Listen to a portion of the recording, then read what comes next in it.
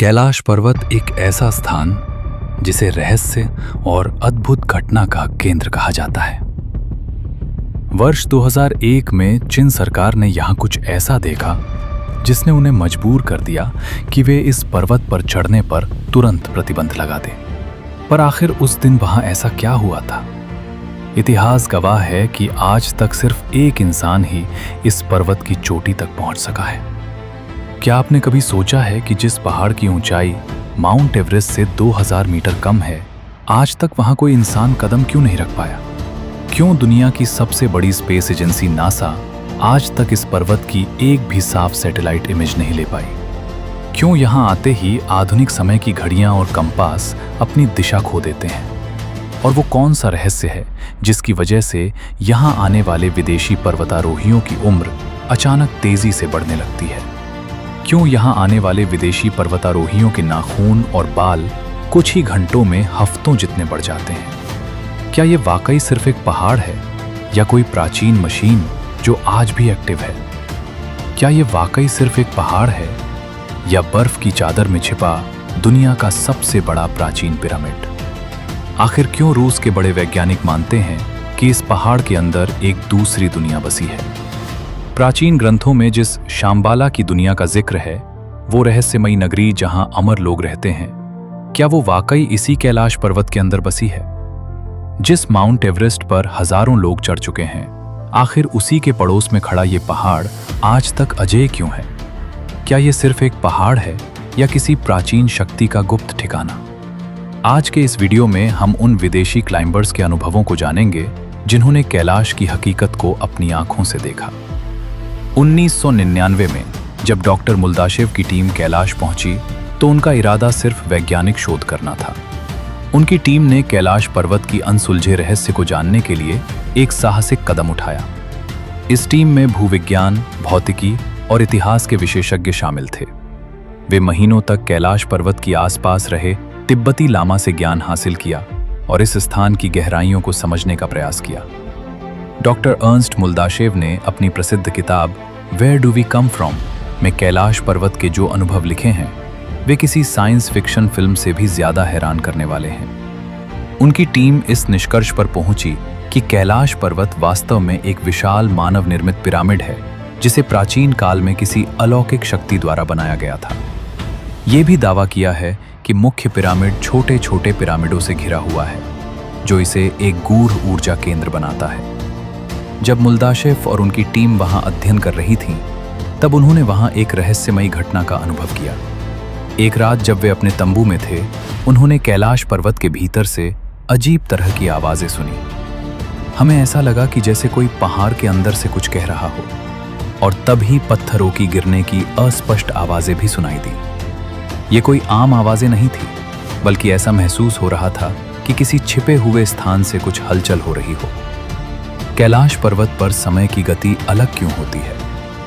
मुल्दाशेव के टीम को वहां एक और अद्भुत घटना का अनुभव हुआ, समय की गति में बदलाव। वहां मौजूद लोगों को लगा कि वे कुछ ही दिनों तक पर्वत के आसपास रहें, लेकिन जब वे वापस लौटे तो उन्हें पता चला कि कई सप्ताह बीत चुके हैं। ऐसा माना जाता है कि कैलाश पर्वत के आसपास समय की गति सामान्य से अलग तरीके से काम करती है।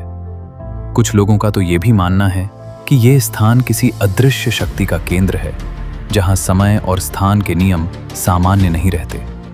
कैलाश पर्वत का क्षेत्र केवल आध्यात्मिक और पवित्र स्थान नहीं, बल्कि एक रहस्यमय और वैज्ञानिक दृष्टि से अनसुलझी पहेली भी है। यहां आने वाले लोगों ने एक अजीब अनुभव साझा किया है। उनके शरीर के बाल और नाखून मात्र 2 दिनों में उतने बढ़ जाते हैं जितने सामान्यतः 2 हफ्तों में बढ़ने चाहिए। इतना ही नहीं, उनकी त्वचा पर उम्र बढ़ने के प्रभाव भी असामान्य रूप से तेज दिखाई देने लगते हैं। रूसी वैज्ञानिक डॉक्टर अर्नेस्ट मुल्दाशेव ने अपने संस्मरण में एक अद्भुत और रहस्यमय घटना का जिक्र किया है।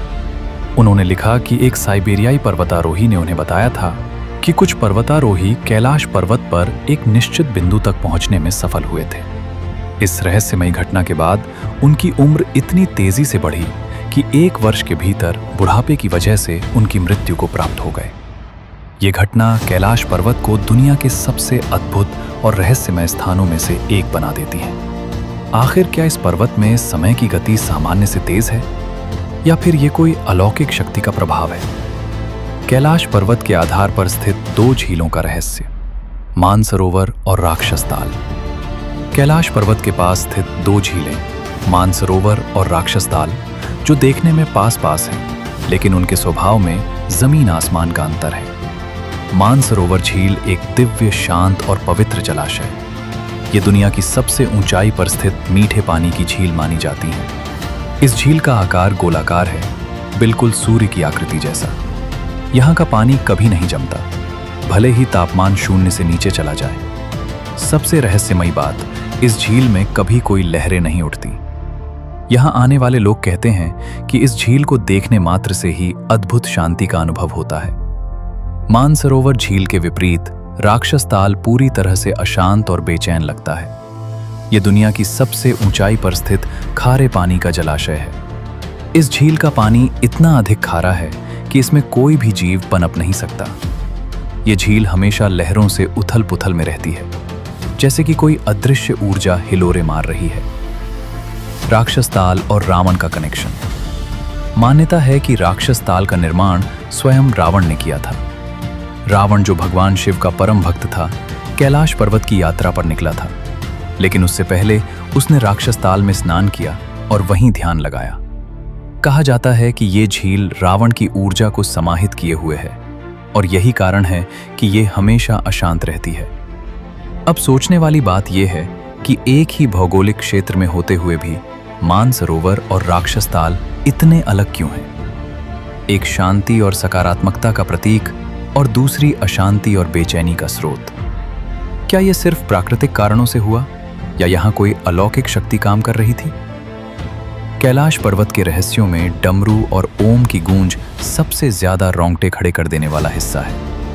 विज्ञान कहता है कि पहाड़ों में सिर्फ हवाओं की सरसराहट सुनाई देती है, लेकिन कैलाश पर्वत पर पहुंचने वाले लोग कुछ और ही बताते हैं। सिर्फ डमरू ही नहीं, नासा के कुछ वैज्ञानिकों और रूस के शोधकर्ताओं ने जब कैलाश के आसपास के ध्वनि तरंगों का अध्ययन किया तो उन्हें पता चला कि यहाँ की हवाओं और पानी के बहने की आवाज मिलकर ओम की ध्वनि पैदा करती है। क्या होगा अगर मैं आपसे कहूं कि हिमालय की इन जानलेवा पहाड़ियों में इंसान अकेला नहीं है?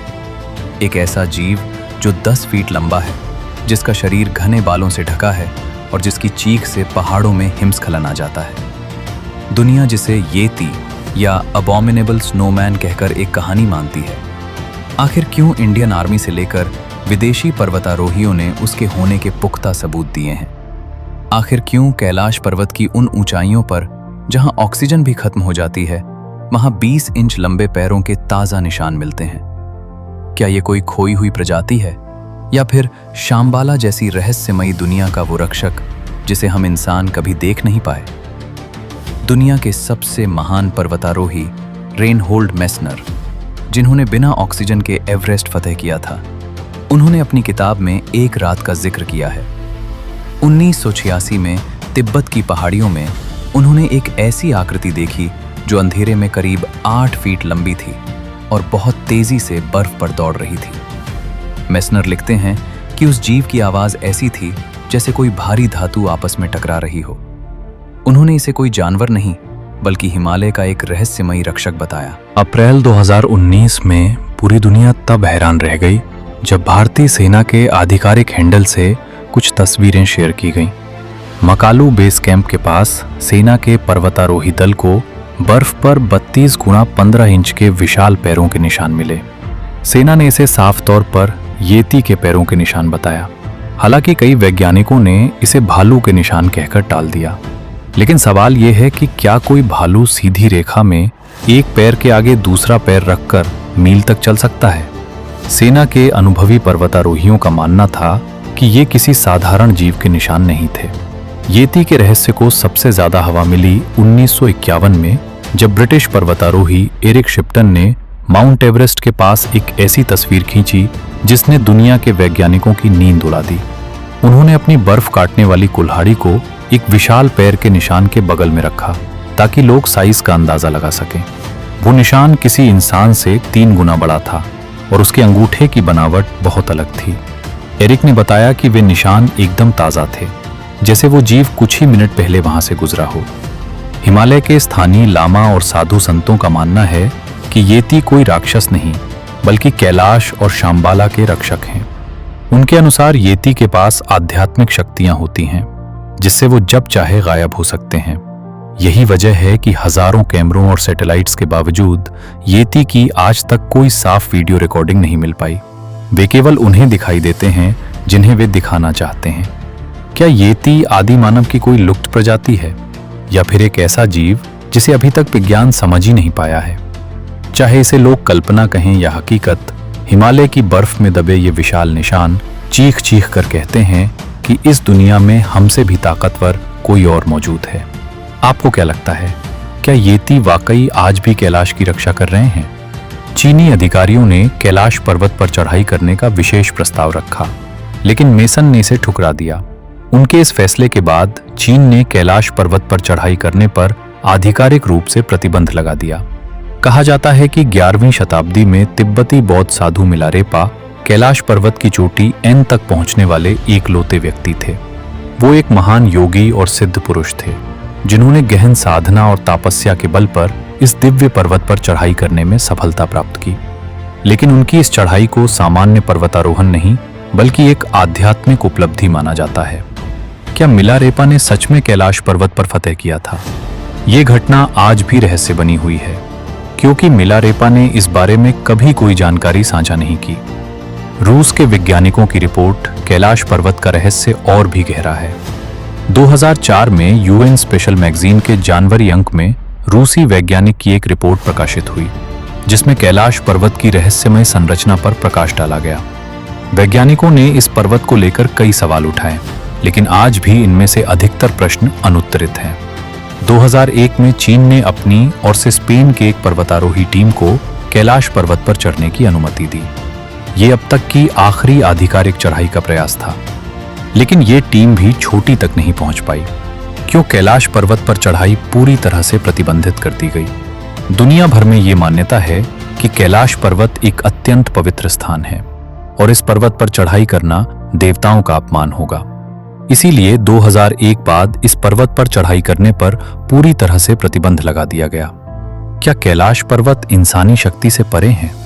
ये पर्वत हमें ये याद दिलाता है कि कुछ रहस्य ऐसे होते हैं जिन्हें छूने के लिए केवल शारीरिक शक्ति नहीं बल्कि गहरी आध्यात्मिक ऊर्जा की आवश्यकता होती है। शायद यही कारण है कि आज तक कोई भी इसकी चोटी पर नहीं पहुंच सका, क्योंकि ये सिर्फ एक पर्वत नहीं बल्कि आस्था, तपस्या और समर्थन का प्रतीक है। कैलाश पर्वत का एक और अद्भुत रहस्यमय पहलू वो प्रतीक हैं जो इस पर्वत की छाया और बर्फबारी से उभरते हैं। जब सूरज कैलाश पर्वत के पीछे छिपता है तो उसकी छाया से स्वस्तिक का दिव्य चिन्ह से उभरता है। माउंट कैलाश, जो एवरेस्ट से ऊंचाई में काफी छोटा है, वहां आज तक कोई हेलीकॉप्टर क्यों नहीं उड़ पाया? सबसे पहले बात करते हैं कानूनी कारण की। चीन सरकार ने माउंट कैलाश और उसके आसपास के इलाके को नो फ्लाई जोन घोषित किया है। इसके पीछे दो बड़ी वजहें हैं। एक, धार्मिक सम्मान। कैलाश 4 बड़े धर्मों हिंदू, बौद्ध, जैन उनकी आस्था का केंद्र है। यहाँ की शांति और पवित्रता भंग ना हो, इसलिए मशीनों का शोर यहाँ मना है। 2, बॉर्डर सुरक्षा। ये इलाका भारत और नेपाल की सीमा के करीब है, इसलिए सुरक्षा के लिहाज से यहाँ उड़ानें प्रतिबंधित हैं। विज्ञान के नजरिए से देखें तो कैलाश की बनावट एक परफेक्ट पिरामिड जैसी है। इसकी वजह से यहाँ की हवाएं बहुत अजीब व्यवहार करती हैं। जब तेज हवा इस पिरामिड के कोनों से टकराती है तो वो वॉर्टेक्स यानी हवा का भंवर पैदा करती है। एक हेलीकॉप्टर के लिए ऐसी हवा में खुद को संभालना नामुमकिन है, वो किसी भी वक्त क्रैश हो सकता है।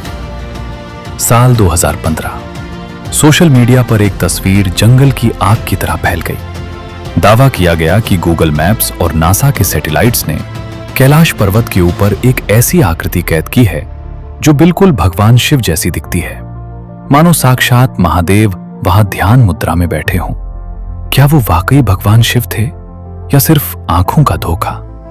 कैलाश पर्वत के आसपास एक जादुई नगरी के अस्तित्व की बात कही थी, जिसका उल्लेख हिंदू और बौद्ध धर्म के ग्रंथों में शंभाला के रूप में किया गया है। शंभाला कहाँ है ये नगरी? शंभाला एक संस्कृत शब्द है जिसका अर्थ है शांति का स्थान।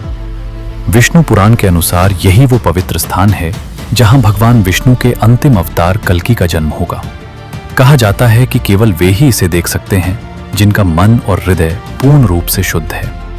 इसीलिए साधु संत और योगी इस नगरी में प्रवेश कर अपनी साधना पूरी करते हैं और इसकी दिव्यता का अनुभव करते हैं। लेकिन शंभाला का रहस्य यही खत्म नहीं होता। क्या अमर योद्धा शंभाला में रहते हैं? क्या हमारे प्राचीन महाकाव्यों में वर्णित अमर योद्धा हनुमान और अश्वत्थामा आज भी इस नगरी में निवास करते हैं? कई मान्यताओं के अनुसार शंभाला के निवासी साधारण इंसान नहीं बल्कि दिव्य शक्तियों से युक्त होते हैं। उनके पास असाधारण बुद्धि और उन्नत तकनीक मौजूद है जो हमारे लिए अभी सिर्फ कल्पना मात्र है। कहा जाता है कि वे समय यात्रा, टाइम ट्रैवल कर सकते हैं, टेलीपोर्टेशन कर सकते हैं और यहाँ तक कि एलियन सभ्यताओं से भी संपर्क में हैं। उनके लिए कुछ भी असंभव नहीं है क्योंकि वो समय की सीमाओं से परे रह सकते हैं और भविष्य को देख सकते हैं। क्या ये केवल एक पौराणिक कथा है या फिर कैलाश पर्वत के भीतर सच में छिपी हुई है एक अलौकिक नगरी? क्या शंभाला अध्यात्म और विज्ञान के बीच का लिंक है? ये रहस्यमयी नगरी कैलाश पर्वत के भीतर छिपी एक अद्भुत दुनिया हो सकती है जिसका रहस्य अभी अज्ञात है। ये स्थान हमारे आध्यात्मिक ग्रंथों, विज्ञान और आधुनिक खोजों के बीच एक कड़ी जोड़ सकता है। लेकिन सबसे बड़ा सवाल, क्या कोई इसे देख सकता है? क्या ये नगरी सच में पृथ्वी पर मौजूद है? कैलाश पर्वत हमें याद दिलाता है कि इंसान चाहे कितनी भी तरक्की कर ले, कुदरत और आध्यात्म के कुछ रहस्य ऐसे हैं जिन्हें कभी सुलझाया नहीं जा सकता। शायद इसीलिए कैलाश आज भी अछूता और पवित्र है। अगर आपको ये जानकारी पसंद आई तो वीडियो को लाइक करें और कमेंट में हर हर महादेव जरूर लिखें। मिलते हैं अगली वीडियो में।